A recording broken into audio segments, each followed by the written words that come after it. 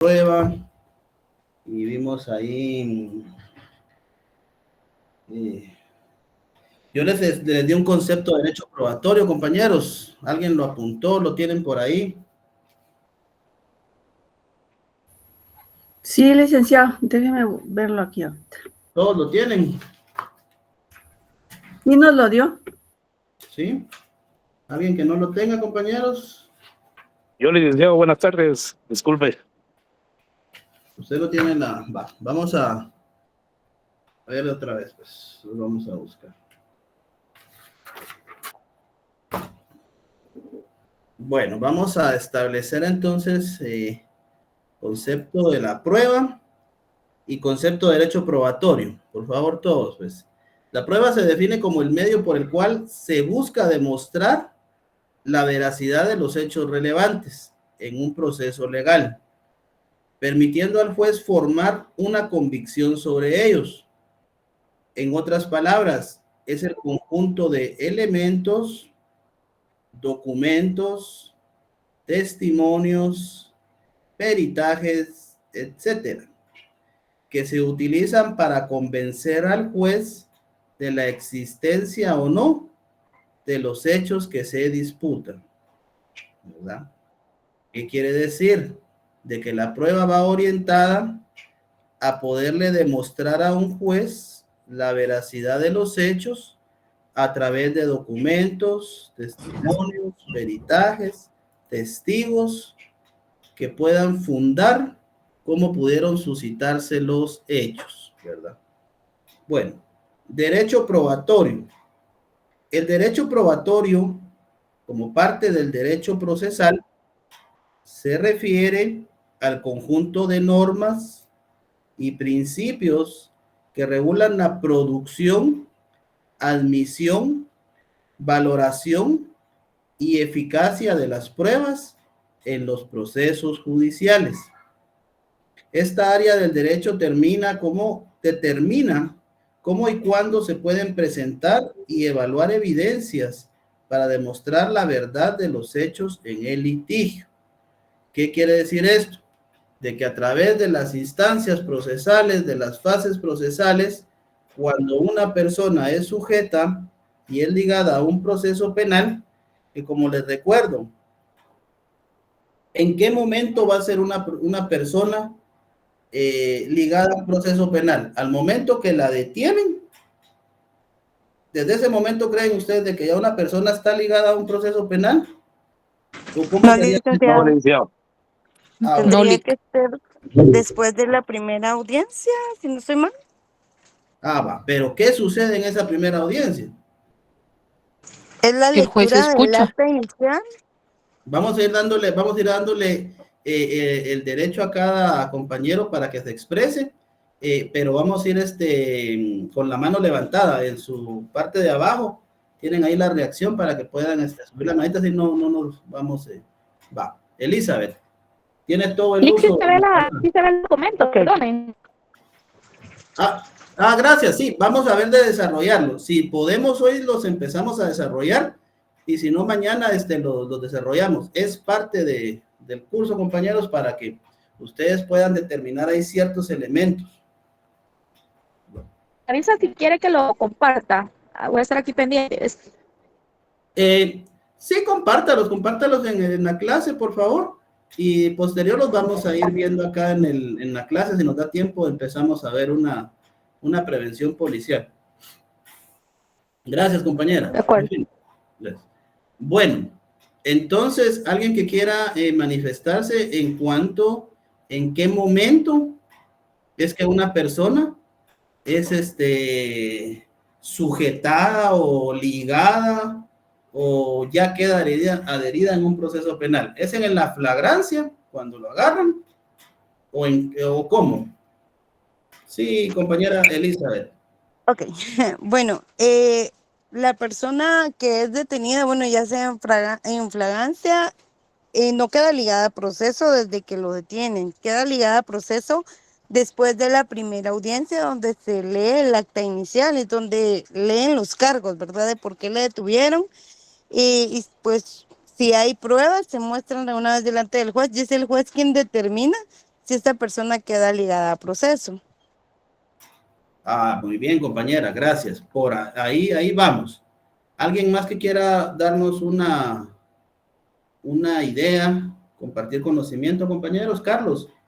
Después Maribel. Gracias, licenciado. Buenas noches Gracias. y buenas noches, compañeros. Artículo 82, Código Procesal Civil, en el desarrollo de la primera audiencia. Procesal civil, compañero. ¿Qué pasa? Penal. Procesal penal, Carlos.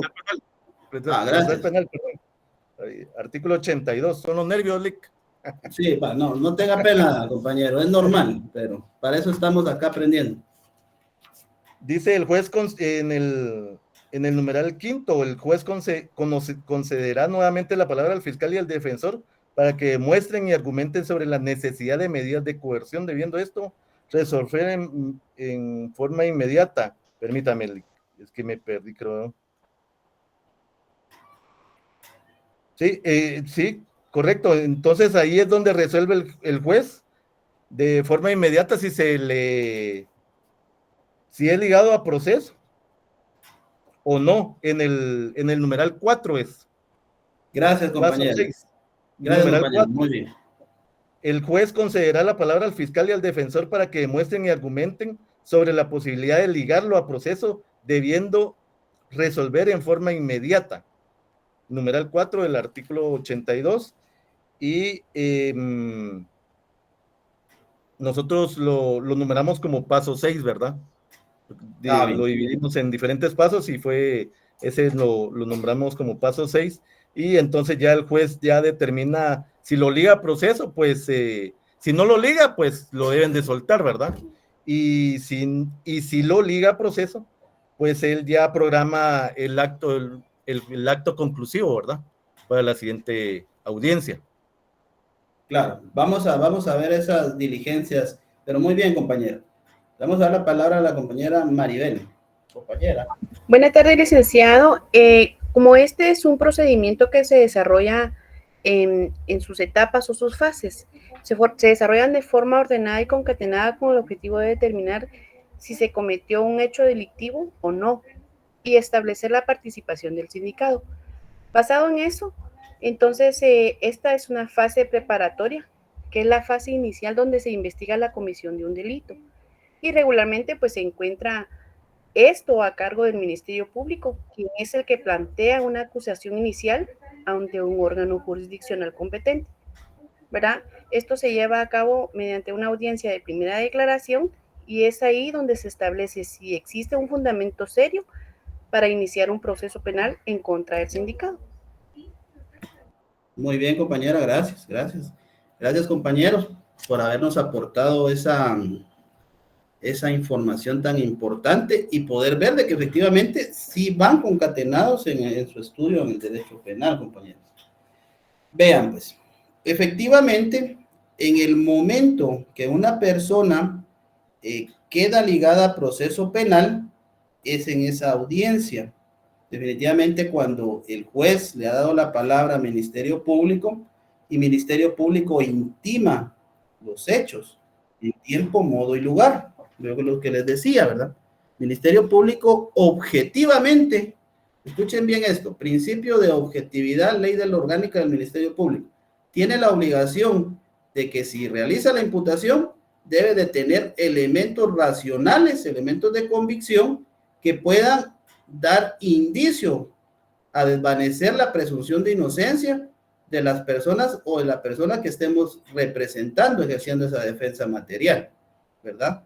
Y ahí es donde nosotros empezamos a poner en práctica nuestros sustentos legales y las garantías constitucionales para ver si efectivamente tiene objetividad y si los elementos de convicción que va a presentar tienen un sustento legal, ¿verdad? Orientados nosotros también en la experiencia que tenemos, porque nosotros también vamos a utilizar eso que utiliza el juez, la sana crítica razonada. Vamos a valorar, vamos a determinar, vamos a hacer un esquema mental, y eso se hace rápido, porque a veces no nos da tiempo para venir y sentarnos ahí un día y decir, bueno, mi defensa va a ser así, y vamos a hacer un gran esquema, ¿verdad? No, a veces estas incidencias se dan en tiempos muy cortos, porque recordemos que los plazos son cortos. Después de que ya pasaron 6 horas con la policía, deben de ponerlo ante juez competente. Y a veces los jueces quieren llevar las audiencias rápido por la carga laboral que llevan también, ¿verdad? Pero hay astucias también ahí para poder pedir un poco de plazo. Pero bueno, posterior a eso, hay una incidencia en ese artículo 82, que es el numeral segundo, que el sindicado tiene el derecho de declarar o de no declarar, y tampoco de declarar contra sí mismo o en contra de sus parientes, porque es un principio legalmente constituido, ¿verdad? Que no podrá declarar en contra de él ni en contra de sus parientes, ¿verdad? Pero cuando, por ejemplo, el sindicado dice, bueno, no voy a declarar, prácticamente él con ese silencio está diciendo, yo no acepto lo que me están imputando, yo soy inocente. Esa es la actitud psicológica que se toma directamente en esa audiencia. Si una persona dice, no, yo me abstengo a declarar, porque si yo declaro ahorita me voy a perjudicar, y aunque me digan de que no me afecta en mi declaración, claro que sí le va a afectar, porque recordemos de que esa audiencia se queda en un audio, y esos audios se escuchan directamente, y Ministerio Público absolutamente va a decir, bueno, él declaró esto, entonces se está contradiciendo en la otra etapa procesal. Y ahí es donde se vienen los careos directamente después dentro de las incidencias procesales. Nosotros tenemos que ser muy astutos en si nuestro cliente va a declarar o no va a declarar, porque no es solo de que diga, bueno, si quiere declare, pero imagínense de que su cliente venga y por los nervios, si a nosotros nos da nervios hablar en una clase, ¿cómo va a ser la situación? Ya hablar ante un juez, cuando esté ya el fiscal, esté la Procuraduría de la Nación, esté el Instituto de la Víctima, están los querellantes adhesivos, estén los testigos, los peritos, ¿verdad? Hay un montón de gente que a veces nosotros tenemos esa presión, con solo el hecho que nos estén viendo y todos estén atentos, ahorita va a hablar el IC, ya tenemos una presión. Y no podemos venir y hablar cosas que no van al lugar en la audiencia, todo tiene que ser debidamente del proceso que estemos llevando, ¿verdad? Y tenemos que tener ya los artículos, los sustentos legales, qué es lo que vamos a decir. Y entonces ahí es donde se nos da la práctica de la oralidad, ¿verdad? El principio de la oralidad. Entonces, astutamente nosotros, previo a que sea la audiencia, le preguntamos al sindicado, a nuestro representado, mire, ¿qué pasó? Dígame la verdad, porque yo lo voy a defender de lo que usted me diga. Yo le voy a creer, pero si usted me dice la verdad, porque si me dice cosas que no son ciertas, y allá en la audiencia cuando vayamos, Ministerio Público presenta una cámara y usted sale ahí con la pistola, ¿qué quiere que yo vaya a defender? ¿Verdad? Entonces allá nosotros hacemos un esquema mental, y ya tenemos una idea, y empezamos a ver las falencias que pueden existir en esas prevenciones policiales, en las declaraciones policiales, directamente en las pruebas en las cámaras de videovigilancia o de los testigos. ¿Por qué? Yo voy a subirles un material que son unas prevenciones policiales para que ustedes hagan un ejercicio y posterior lo vamos a desarrollar en la clase. Este ejercicio va orientado a que ustedes puedan establecer el tiempo, el modo y lugar y que hagan una tipificación de qué delito es el que cometieron, ¿verdad? Y si los elementos que presentan en esas prevenciones policiales pueden ser sustento para ligarlo a un proceso penal, ¿verdad? Igual yo les voy a decir cómo, lo vamos a leer, lo vamos a analizar y vamos a sacar las dudas, ¿verdad? Entonces, por ejemplo, es un delito en el cual una persona va bajo efectos de licor. Este es un ejemplo distinto al que vamos a desarrollar en los temas que les van a subir. Pongámoslo. Es un delito por responsabilidad de conductores y el artículo 157 del Código Penal establece: quien se condujere en vehículo automotor bajo efectos de drogas o estupefacientes o efectos de alcohol, comete ese delito. Y ese delito tiene una multa, esa no tiene una pena de prisión, ¿verdad? La multa va de 5,000 a 25,000 quetzales. ¿Estamos? ¿Y cómo se va a determinar si la persona cometió ese delito? Alguien que me diga, ¿cuál es la prueba reina en ese tipo penal? Una prueba de alcoholímetro. Claramente, una prueba de alcoholímetro. Pero ¿qué pasa, compañeros? Ya sabemos de que la prueba reina es la prueba de alcoholímetro y NACIF es quien realiza esas pruebas y ellos son los que tienen la expertise para poder determinar si la persona se encontraba o no bajo efectos de licor. Eso que me vengan de que el de mixtra y queso, ¿quién está facultado? Instituto Nacional de Ciencias Forenses. ¿A través de quién? De sus peritos. ¿Y los peritos extienden qué? Dictámenes periciales certificados como médicos legales, ¿verdad? Entonces, ahí es donde va certificado, ¿ya? Pero ¿qué pasa? Llega el momento de que va a ser la audiencia y a los chulos de los policías no les dio el tiempo de llevarlo allá a INACIF y no le hicieron la prueba de alcoholemia, ¿verdad? Entonces, prácticamente tenemos un caso ganado ahí fácil. Pero ¿qué pasa? Vamos a la audiencia y el chulo que vamos a representar dice, voy a declarar. Y cuando declara, dice, es que fíjese, señor juez, que solo me tomé 10 cervezas. ¿Qué pasa ahí? Imagínate. Aceptó. Solito él aceptó el delito. Va, ahí lo aceptó. ¿Y todo por qué? Porque no le prevenimos y le dijimos, miren, ahí se queda calladito, que callado se defiende mejor. Para que cuando estemos en la audiencia no vamos a tener inconvenientes. Calladito se mira más bonito.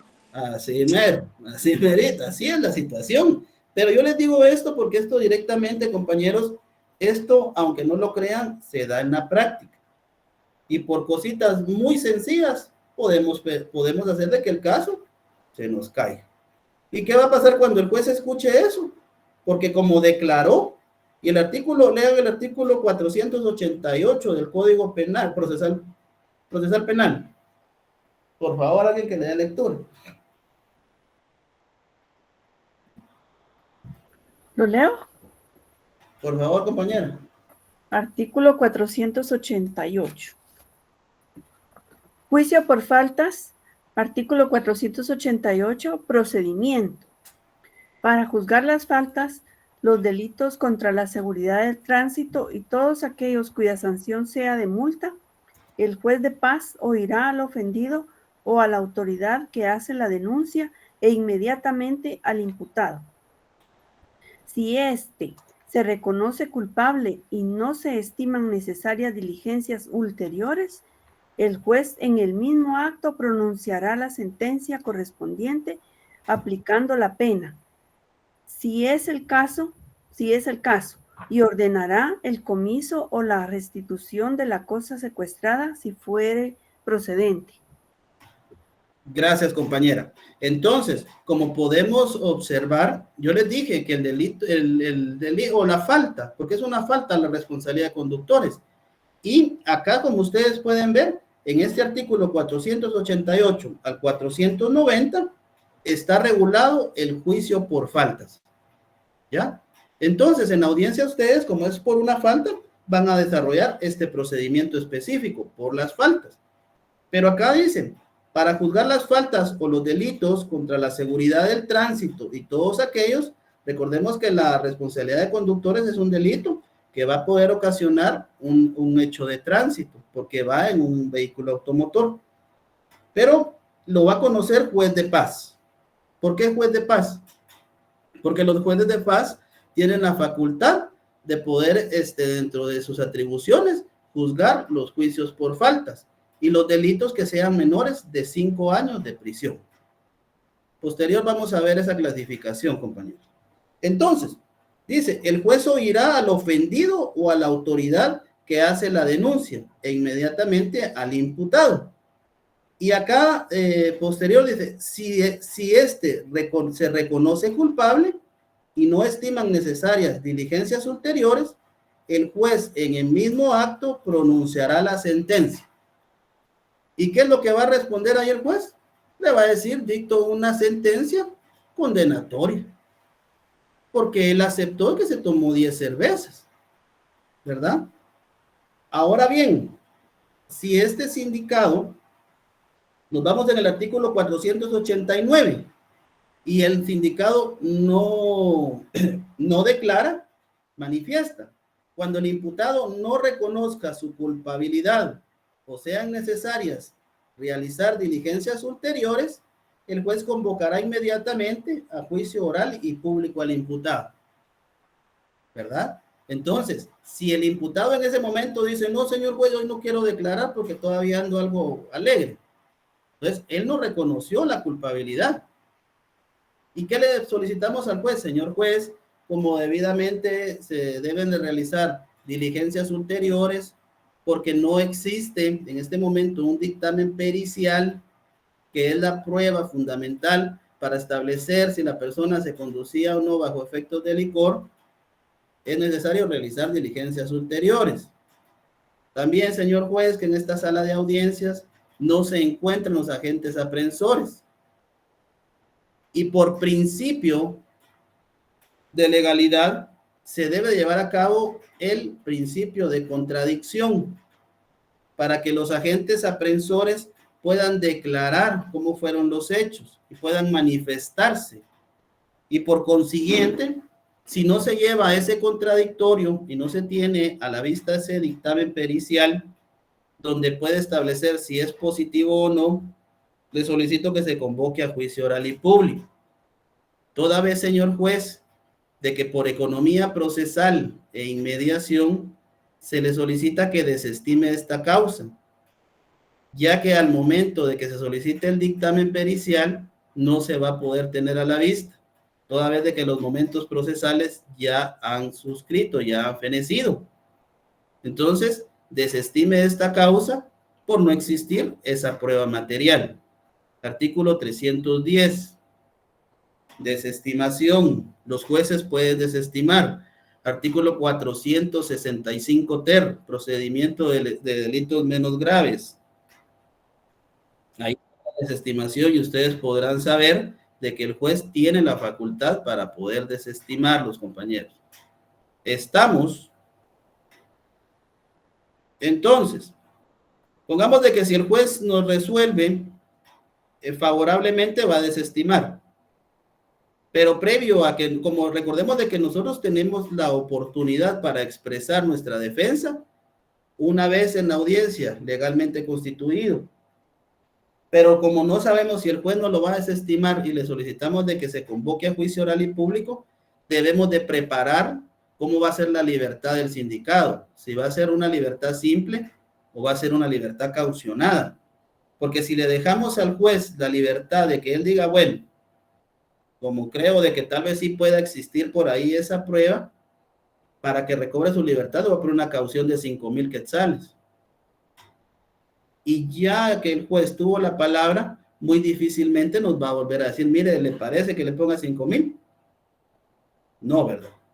Entonces, señor juez, conforme al artículo 490, que se convoque al juicio oral y público, le solicito que la libertad de mi representado pueda ser a través de una libertad simple o caucionada. Si ustedes miran el artículo 490, en la última línea de ese artículo establece la libertad simple o caucionada del imputado. Ahí pueden subrayar y ahí pueden ponerle las dos formas que pueden darle una libertad a su representado en un juicio por faltas. Si es una libertad simple, efectivamente el juez va a manifestar en ese momento, al momento de resolver. Evidentemente no existen los elementos necesarios de convicción, no existe la prueba de alcoholemia, le otorgo la libertad simple y que no queda ligado a ningún proceso penal, y conforme al artículo 310, efectivamente, desestimo esta causa. ¿Verdad? ¿Alguna duda en ese procedimiento? Licenciado, yo tengo aquí una duda con el 465 ter. Dice procedimiento para delitos menos graves. Pero menos graves, ¿de qué estaríamos hablando? Compañera, recordemos de que la clasificación de los delitos tiene varias clasificación. Por eso nuestro Código Procesal Penal nos refiere varias incidencias o varios procesos que se pueden suscitar cuando una persona queda ligada a un proceso penal. Por ejemplo, un delito de menos graves puede ser el delito de lesiones culposas. ¿Ya? Miremos el delito de lesiones culposas, si no estoy mal, el artículo 150 de su Código Penal. Sí, es que mi pregunta se basa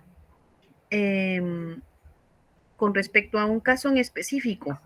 Por ejemplo, hay un accidente de tránsito donde el piloto de un autobús se sale una cuarta de la línea blanca al carril contrario.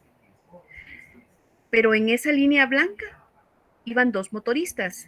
Entonces, atropelló a los motoristas y le dieron libertad por procedimiento para delito menos grave. Pero aquí el inconveniente es que las personas sí quedaron con lesiones. Y el licenciado argumentaba que eran delitos menos graves y que él no había tenido la culpa. Sin embargo, sí se había salido una cuarta de la línea blanca que divide los 2 carriles. Entonces me quedó esa duda con respecto a delitos menos graves. Ya. Vea, compañera, miren, pues, vamos a establecer una situación desde el primer momento. Recordemos de que la noticia criminal es la prevención policial y ahí va resumido directamente cómo pudieron haberse suscitado los hechos. Muy rara vez un agente de Policía Nacional Civil está en el momento donde sucedieron exactamente los hechos. Ellos solo manifiestan de que los llamaron vía radio y al llegar al lugar constataron de que había sucedido un hecho de tránsito. Pudieron observar que había una persona en la cinta asfáltica o 2, un vehículo con las características tal y una motocicleta con las características tales y tales. Esa es la noticia directamente que dan al juez.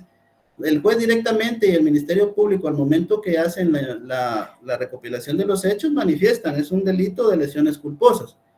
La clasificación de las lesiones culposas lo podemos ver en el artículo 12, por delitos por culpabilidad, por la negligencia, la imprudencia y la impericia, que directamente la culpabilidad, como bien sabemos, no son hechos dolosos, porque directamente todos cuando vamos en un vehículo estamos sujetos a un hecho fortuito, y el hecho fortuito es de que iba en mi vehículo y Juan viene y me choca, y prácticamente de ese hecho yo quedé ligado también, porque cuando iba manejando me choca Juan, yo topo la moto de Pedro, y Pedro iba con otra persona, y al momento que se caen, uno pega en la banqueta y muere. Pero yo no tenía la intención de venir y darle muerte ni a Pedro ni al acompañante. Fue un hecho doloso, un hecho culposo directamente. El problema acá es lo siguiente, es de que cuando yo manejo un vehículo automotor o una motocicleta, debo de tener mi licencia de conducir vigente. Debo de tener la debida precaución. Por ejemplo, ¿qué dicen los delitos de imprudencia? Dice, bueno, no pase a más de 40 kilómetros por hora porque hay zona escolar a 200 metros. Pero viene el chulo y se pasa a 100 kilómetros por hora. Y cuando llego a la zona escolar, se me atraviesa un niño, lo atropello y muere. Entonces ahí cometí una imprudencia porque no tomé la debida precaución de pasar a una velocidad adecuada. La impericia. Bueno, voy en mi vehículo y no porto mi licencia de conducir vigente. Ando solo así. Entonces, ¿qué es lo que va a decir el juez y Ministerio Público? Que no tengo la expertise. Y para poder manejar tengo que tener la licencia, aunque sea Ayrton Senna para manejar y maneje a 400 kilómetros por hora, pero no tengo ese documento que me da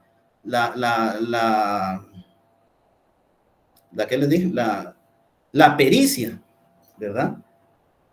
Entonces, negligencia, imprudencia e impericia. La negligencia, compañeros, por ejemplo, vamos en nuestro vehículo, está lloviendo, y ya nos percatamos de que el vehículo tiene las llantas lisas, de que los frenos están ya malos, y aún así venimos y vamos a velocidad excesiva. ¿Y qué es lo que pasa? Que cuando está lloviendo tenemos que tener más precaución, y por no tener esa precaución a veces se cometen estos hechos como las lesiones culposas. Entonces yo me imagino que a su al cliente que cometió este hecho, que se iba 2 cuartas más afuera de la línea de donde debía conducirse, no le pudieron demostrar directamente de que por haberse salido esas 2 cuartas de su carril, fue que cometió este hecho. Pero como él, me imagino, llevaba su licencia de conducir, no iba bajo efectos de licor, llevaba todos los documentos en orden, no se dio a la fuga, y cuando suscitó el hecho, se quedó ahí. Entonces, miremos el artículo 264 bis del Código Procesal Penal.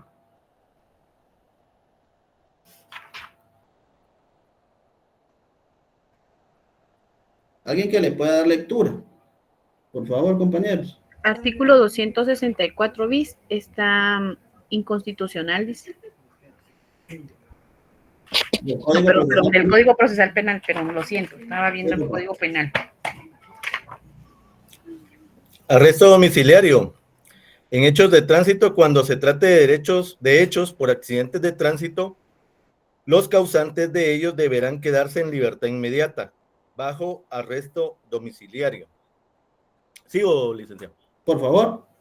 Siga. Esta medida podrá constituirse mediante acta levantada por un notario, juez de paz o por el Previo, compañero.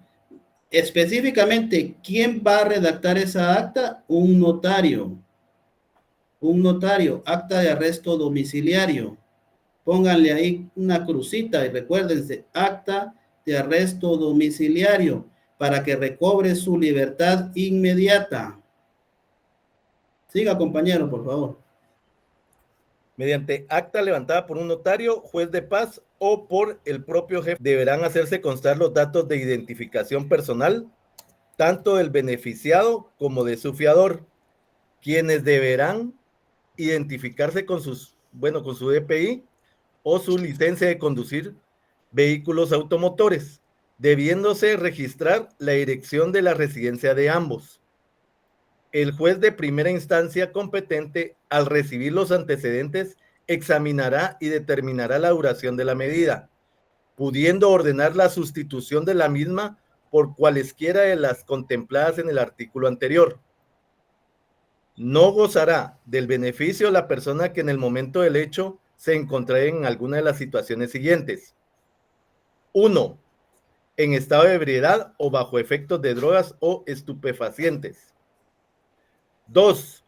Sin licencia vigente de conducción. 3. No haber prestado ayuda a la víctima, no obstante de haber estado en posibilidad de hacerlo. 4. Haberse puesto en fuga u ocultado para evitar su procesamiento. En los casos en los cuales el responsable haya sido el piloto de un transporte colectivo de pasajeros, escolares o de carga en general, cualquier transporte comercial podrá otorgársele este beneficio, siempre que se garantice suficientemente ante el juzgado de primera instancia respectivo el pago de las responsabilidades civiles.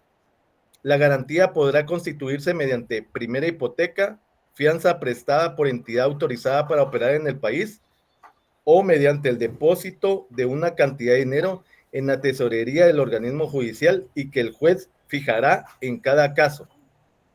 Gracias, compañero. Bueno, veamos, compañeros, aquí algo muy importante. Este artículo, sí, compañera Elizabeth. Perdón, licenciado, es que se me cortó un poco la transmisión. ¿Me podría indicar qué artículo leyeron? Solo escuché la lectura, pero no escuché cuál era. Artículo 264 bis, Código Procesal Penal. Sí, compañera. Muchas gracias, licenciado. Bueno, licenciado, muchas gracias por responderme. Sí me sacó de la duda porque mi pregunta no fue bien planteada, pero mi pregunta era ¿hasta qué punto se puede considerar lesiones menos graves? Entonces, considerando el artículo 264 bis, hay muchas causales por las cuales sí se les puede considerar lesiones menos graves y el sindicado sí cumplió con varias de estas disposiciones que dice acá. Muchas gracias. Gracias, compañera. Viera de que aparte de entrando dentro del proceso directamente, hay otra situación muy importante que se debe tomar en cuenta, lo que es cuánto es el tiempo o la pena de prisión que está constituido en el delito que la persona incumplió. o que se tipificó. Porque si bien el delito del artículo 150 del Código Procesal Penal, las lesiones culposas, dependiendo la gravedad cómo va a ser, o de la reparación, así se establece cuánto es el tiempo, pero no pasa de 5 años. Entonces, por eso es de que hay un procedimiento específico para juzgar el procedimiento de delitos menos graves. Pero, por eso es de que yo me fui un poquito más a fondo para poder establecer cuáles son los requisitos que se deben de tener para que una persona pueda obtener su libertad a través de un acta de arresto domiciliario. Pero el juzgamiento directamente va de acuerdo a la competencia que tienen los jueces, porque están jueces de paz y jueces de primera instancia penal, ¿verdad? De turno. Entonces también eso es importante, porque si el sujeto quedó ligado a un proceso penal por el delito de lesiones culposas, el procedimiento específico para poder desarrollarlo en la etapa intermedia va a ser artículo 465 y el TER, ¿verdad? Que ahí es donde directamente se establecen las incidencias procesales, que ya no va a ser igual al procedimiento penal común, que todos nos han enseñado en la universidad, ¿verdad? El procedimiento penal común, pero aparte hay procedimientos específicos para cada hecho en el cual se va a juzgar. No sé si me comprenden en eso. Sí, va. Entonces, compañeros, acá hay una situación muy importante que se concatena con el derecho notarial también, en la forma de la redacción, porque acá, aparte de que vamos a ejercer el derecho penal, también tenemos que saber redactar, cómo redactar una acta notarial. Y esa acta notarial, los requisitos que debe de formalizarse están en ese primer párrafo del artículo 264. Ahí menciona que debe haber un fiador. El fiador, ¿qué va a ser? La garantía de que la persona directamente, si no se ubica en el lugar de la dirección que consignó, el fiador puede dar fe de que él también lo puede ubicar. Esto con el objeto de que al momento de que el juez señale día y hora de audiencia para resolver su situación jurídica, la persona efectivamente se presente. ¿Ya? Fundamental eso. Y otra situación muy fundamental son los requisitos que yo les había establecido, ¿verdad? Que en ese mismo cuerpo legal manifiesta 4 numerales, pero en el otro bloque, ahí hay otro requisito que son para los que manejen vehículos de transporte colectivo, porque ellos directamente, aparte de que tengan su licencia de conducir vigente, deben de prestar una garantía. Y ahí manifiesta que en hipoteca o fianza, ¿verdad? ¿Y qué debemos de redactar ahí? Una escritura pública con garantía hipotecaria o la fianza fiduciaria. Entonces aquí se concatena todos, compañeros, tanto lo que es notarial, procesal, civil y mercantil, ¿verdad? Para poder establecer esos presupuestos legales y que le den valor también probatorio para poder resolver la situación inmediata de nuestro representado o de la persona que estemos defendiendo. ¿Estamos?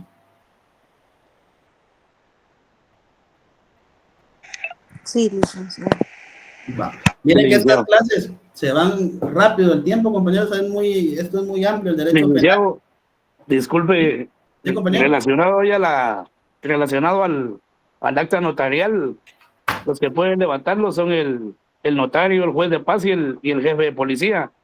Pero en sí casi no se mira eso, que un jefe de policía levante el acta notarial, ¿verdad, Milik? O no sé si usted en su experiencia ha visto. No, compañeros, al menos en mi experiencia, nunca le dan un valor directamente a un agente de policía, la policía, mucho menos el juez de paz se pone en esas situaciones, porque a la larga no le dan importancia. Le quitarían el trabajo al notario. Sí, cabal. No, aquí es puramente trabajo notarial, compañeros. Puro trabajo notarial. Y recordemos que al momento que nosotros, en el momento que hacemos el acta notarial, nosotros quedamos ya constituidos prácticamente para poder llevar la audiencia a primera declaración. Va de la mano. Porque ahí van a quedar sus datos también y ustedes van a quedar ahí como los abogados defensores, porque se apersonan al momento que presentan el acta notarial en el juzgado, Ahí les piden sus datos, va, casillero electrónico, lugar para recibir notificaciones, teléfono, correo, y entonces ya se preparan para ir a llevar a su audiencia, ¿no? Ok, muchísimas gracias, Lic. Va, muy bien, compañeros. Entonces, vamos a dar por terminada la clase de hoy, así les tienen unos 10 minutos para poder iniciar la otra. Y mañana vamos a desarrollar las prevenciones que les va a compartir la compañera. Léanlas, hagan una su breve ahí conclusión a qué se refiere. Y mañana les vamos a dar la relación de hechos y si procede o no ligarlos a proceso penal. Gracias, compañera Maribel. Gracias a todos. Espero estén solventando sus dudas y nos vemos mañana. Gracias, licenciado. Feliz noche, Lic. Buenas noches. Compañera María Jimena. Disculpe, Lic, buenas